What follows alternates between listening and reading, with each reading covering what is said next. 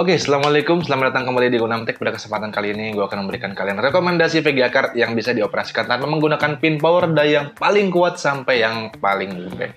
Ini pas banget buat kalian yang memiliki PC dengan power supply yang terbatas, yang buruk, atau mungkin bagi kalian yang memiliki PC tapi power supply-nya nggak ada pin powernya. Dan kalian harus nonton videonya sampai habis agar ini bisa membantu kalian. Tapi sebelum itu harus gue disclaimer dulu kalau memang VGA card tanpa pin power itu ada pros dan cons-nya. Dimana jelas seperti judulnya ini bisa dioperasikan tanpa menggunakan pin power. Jadi cocok buat kalian yang punya PC kantor, PC segala macam yang power supply-nya nggak begitu bagus. Yang kedua, hemat daya sangat ideal ya buat kalian penggunaan PC-nya yang daily atau mungkin pakai aplikasi yang ringan-ringan. Tetapi emang harus diperhatikan bahwa biasanya VGA card tanpa menggunakan pin power itu bukan VGA card yang performanya terbaik di harganya. Dan juga kalau kita berbicara secara value, itu value-nya nggak terlalu baik dan nggak bersaing dengan VGA card yang menggunakan pin power. Langsung aja, nggak usah banyak basa-basi, langsung gue berikan rekomendasi VGA card yang bisa digunakan tanpa menggunakan pin power. Let's check it out. Yang pertama adalah RTX A2000 ya, VGA card high-end profesional yang memang ditunjukkan untuk workstation. VGA card ini emang bukan untuk konsumer biasa seperti kita sebenarnya. Namun ya nggak bisa dipungkiri, RTX A2000 ini menjadi VGA card yang terkencang yang bisa dioperasikan tanpa menggunakan pin power. Untuk performanya sendiri itu ada di sekitar GTX 1660 Super atau mungkin GTX 1660 Ti. Dan variannya ada yang 6GB dan ada yang 12GB yang memang harganya itu sangat berbeda sekali dan TDP-nya hanya 70 Watt ya.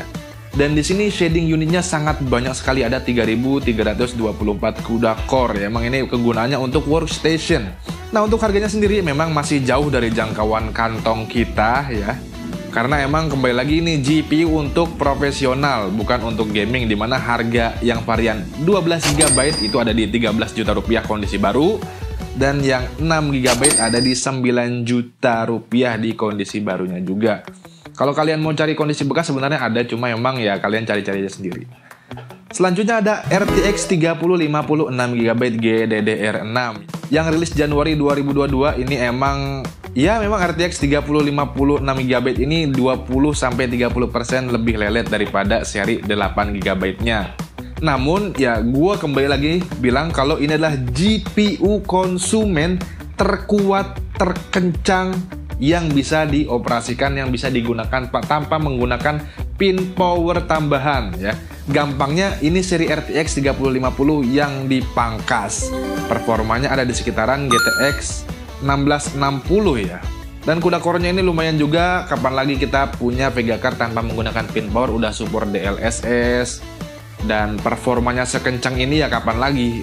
Ya memang secara harga nggak begitu value karena emang harganya ada di 2,9 sampai dengan 3,3 juta di kondisi barunya. Ya harganya mepet-mepet sama RX 6600 ya, yang emang secara performa jauh lebih tinggi. Cuma kan kembali lagi kalau secara value memang ini nggak bisa bersaing. Cuma kalau kita melihat secara VGA card low power ini sangat bagus sekali. Oke, next yang selanjutnya ada Nvidia GTX 1650 ya, entah yang 1650 GDDR5 atau 1650 GDDR6. Cuma emang kalau yang GDDR6 ini mayoritas menggunakan pin power tambahan, jadi hanya sedikit yang tanpa menggunakan pin power ya. Rilis pada tahun 2019 ya, VGA card ini udah jadi pilihan bagi para gamer atau yang rakit PC budget. Ya sebenarnya cukup lah ya untuk kegunaan sehari-hari, VRAM-nya 4GB ya cukup lah untuk penggunaan kasual atau ngetik-ngetik, atau mungkin kalau habis boring ngetik pengen main game.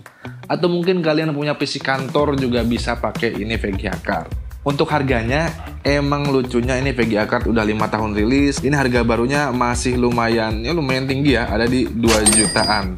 Kalau boleh gua beri saran ya carilah kondisi bekasnya.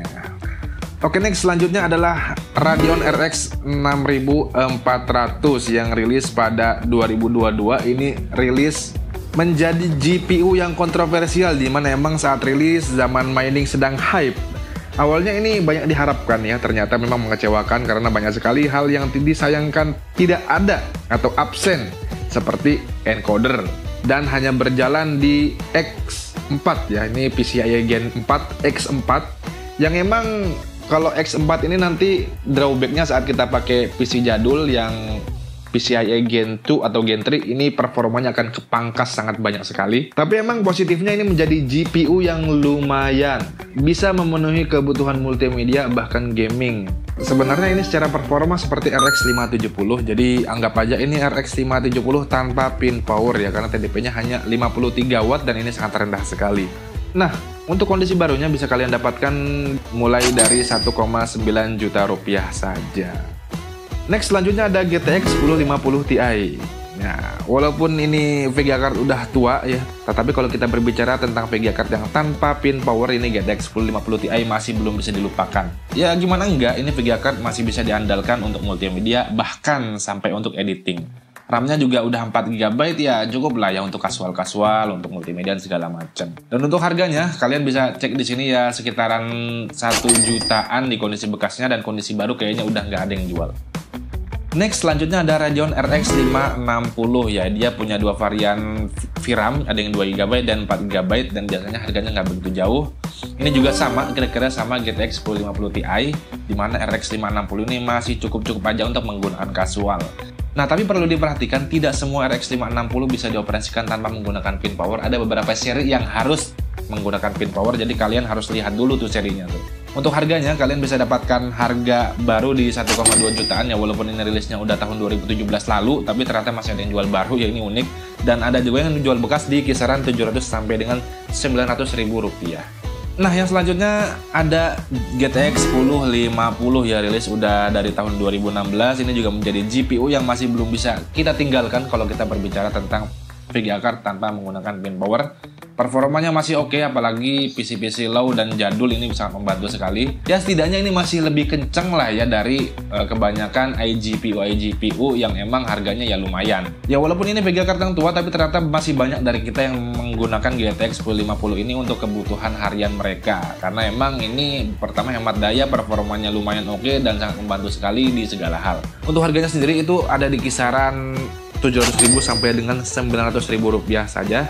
Di kondisi bekas ya jelas, untuk kondisi barunya kayaknya udah nggak ada yang jual. Nah, yang terakhir ya ada RX 550. Ya emang RX 550 ini ada varian 2 GB dan 4 GB, dimana emang GPU ini bisa bantu PC jadul kalian untuk grafisnya ya jadi lebih bagus. Tapi emang nggak bisa banyak diharapkan karena performanya ya pada saat rilis pun ini GPU performanya ya so-so lah. Tapi untuk multimedia ya cukup lah ya, untuk multimedia segala macam, untuk membantu kekuatan grafis ini cukup. Daripada kalian ngambil Chespling GTX 750 Ti, ini masih mending RX 550. Nah, untuk kondisi barunya ternyata masih ada yang jual baru ya di harga 900.000 rupiah aja. Tapi kalau kalian mau cari kondisi bekas itu bisa. Cuma emang kalau harganya nggak begitu beda jauh ya mending beli baru aja. Ya, itu dia rekomendasi VGA card yang bisa kalian gunakan tanpa menggunakan pin power. Sebenarnya masih ada GPU yang emang nggak gue sebutkan di list ini. Makanya di sini gue tulis VGA card-nya biar kalian bisa jadikan referensi di luar dari list yang udah kita bahas sebelumnya. Nah, sekarang pertanyaannya, Bang, VGA card tanpa pin power itu buat siapa sih? Jadi, GPU tanpa pin power itu adalah VGA card yang pas buat kalian yang punya power supply seadanya dan nggak mau repot colok-colok kabel PCIe, atau mungkin power supply-nya nggak ada pin PCIe-nya. Untuk aplikasi-aplikasi ringan oke lah, untuk gaming-gaming sebenarnya oke. Bahkan yang AAA sebenarnya dengan preset menyesuaikan dan resolusi menyesuaikan itu oke. Dan juga untuk penggunaan sehari-hari ini yang paling penting nih, karena banyak orang lupa mikirin performa, padahal beli PC kadang cuma buat kerja, buat ngetik, itu kan nggak butuh VGA card yang kenceng-kenceng amat ya. Dan juga untuk produktivitas, edit video segala macam ini akan sangat membantu sekali daripada kalian pakai iGPU. Dan membeli VGA card tanpa pin power berarti membeli VGA card yang efisien, hemat daya, dan low maintenance. Dan sebenarnya kalau berbicara tentang performanya cukup memadai. Untuk keperluan gaming dan sehari-hari ya cukup lah ya. Meskipun kalau dibandingkan dengan GPU yang menggunakan pin power itu jelas nggak bisa dibandingkan. Jadi sebenarnya penawaran tertinggi dari VGA card tanpa pin power itu adalah watt to performance, atau performance per wattnya yang sangat baik ya. Ya, itu aja mungkin rekomendasi VGA card yang bisa gue berikan kepada kalian. Semoga video ini bermanfaat buat kalian. Kalau kalian suka videonya, boleh kalian like videonya, share ke teman-teman kalian, share ke grup WhatsApp, share ke grup WhatsApp keluarga, angkatan, alma mater, dan sebagainya. Terima kasih sudah menonton Gunam Tech sampai habis and always. See you next time. Wassalam.